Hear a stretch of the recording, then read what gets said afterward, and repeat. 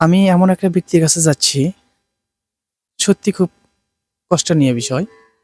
আসেন একটু দেখেন, রাস্তার উপর বাড়ি তার। এটা কিন্তু একটা রাস্তা, মেন রাস্তা। গ্রাম অঞ্চলে এটা কিন্তু রাস্তা, দেখেন এখানে এই যে রাস্তার উপর ওনার বাড়ি। মানুষের যদি সামর্থ্য থাকতো তাহলে কিন্তু কেউ কখনো রাস্তার উপর বসবাস করে না।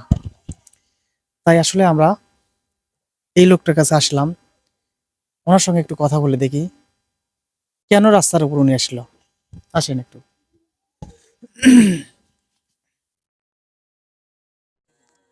ভালো আছেন? ভালো আছি একটু বাবা। ভিতরে যাই, চলেন কথা বলি। আমরা বসি। আসসালামু আলাইকুম। খাওয়া দাওয়া করছেন কি? খাওয়া দাওয়া করছি বাবা। আচ্ছা, এই যে আপনার এই যে বাড়িটা, মানে এই ঘরটা যে রাস্তার উপর, কেন রাস্তার উপর কেন আছে? জায়গা নাই, বাসা নাই, কিছু নাই বাবা। মানে আপনার জায়গা নাই, এই কারণে হ্যাঁ, রাস্তার উপর আশ্রয় নিয়েছেন? এখানে এখন আস্তার উপরে।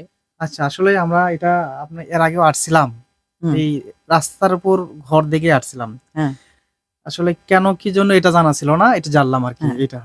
আর আপনার জন্য তেমন কিছু নিয়ে আসতে পারিনি, একটা কম্বল নিয়ে আসছি। আমাদের জন্য দোয়া করবেন আল্লাহ যেন আমরা। হাত দারাজ করে হ্যাঁ, দেব হ্যাঁ। বাবা। এখন প্রিয় দর্শক, বিষয়টা হচ্ছে কি, এই ঘরটা দেখছেন, অবশ্যই দেখেন এনার আসলে কিছু নাই, নাই। গ্রাম গ্রামগঞ্জে যায় আর কি, এভাবেই সংসারটা চলে আর ওনার। এখন সবচেয়ে বড় বিষয়টা হচ্ছে কি এনার, না বসি না, সমস্যা নেই, থাকেন।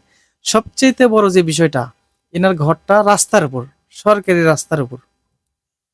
সবাই যদি এগিয়ে আসেন হয়তোবা কিছু করা সম্ভব হবে।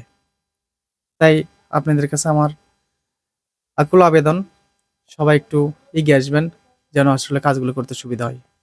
আলহামদুলিল্লাহ, আল্লাহ যদি কবুল করায় হ্যাঁ, তাহলে আল্লাহ হবে ইনশাল্লাহ। হ্যাঁ, তোমার গে আল্লাহ হাত দারাজ করে দেব বাবা। হ্যাঁ। প্রিয় দর্শক, আসলে ওনার চাওয়ার কিছু নাই। প্রিয় বন্ধুরা, সবাই একটু মন থেকে বিষয়গুলো দেখবেন। আমি এই পর্যন্ত যত ভিডিও করছি, অবশ্যই প্রত্যেকটা অসহায় মানুষের ভিডিওই করছি। যে লোকগুলো অসহায় তাদেরই ভিডিও আমি করি। আশা করি আপনারা সবাই পাশে থাকবেন এবং এই লোকদের দিকে একটু খেয়াল রাখবেন। এই বলে আসলে আমার কথা এখানে শেষ করছি। সবাই ভালো থাকবেন, সুস্থ থাকবেন। আল্লাহ হাফেজ।